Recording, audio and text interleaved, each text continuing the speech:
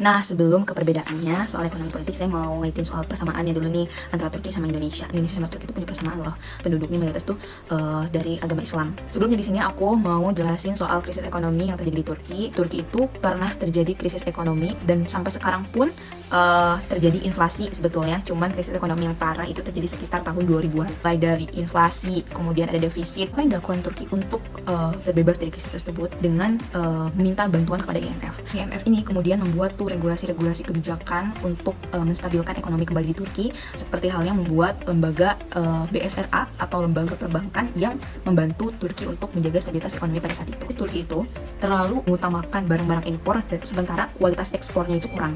Salah satunya adalah teknologi. Jadi bisa kita bayangkan ya, ketika kita ekspor banyak, sementara ekspor yang kita lakukan itu tuh proses produksinya juga berasal dari utang luar negeri. Jadi kita bikin barang, duitnya dapat dari orang lain, kita jual dengan kualitas yang tidak mencapai persaingan sehingga nggak laku.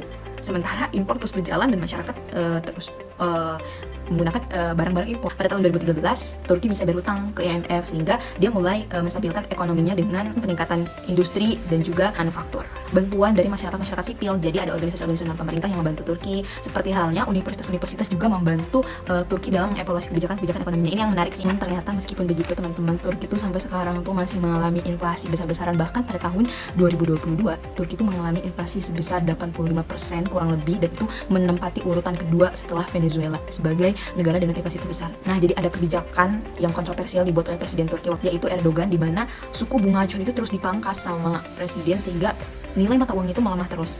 Walaupun inflasi terjadi, jadi itu tetap dibiarkan saja. Jadi ini yang banyak dikritik karena ini tidak sesuai dengan teori ekonomi konvensional. Ini sangat sentralistik sekali, dan keputusan-keputusan moneter itu tuh sangat dipegang kuat oleh Presiden Turki. Ini tuh sedikit politis juga sebetulnya. Nah, Indonesia juga pernah loh terjadi krisis ekonomi pada masa era Soeharto. Gak jauh beda sama apa yang dialami sama Turki, yaitu nilai tukar mata uang yang rendah, utang perusahaan swasta ke luar negeri sangat besar, kegagalan panen besar-besaran, dan sistem perbankan yang lemah.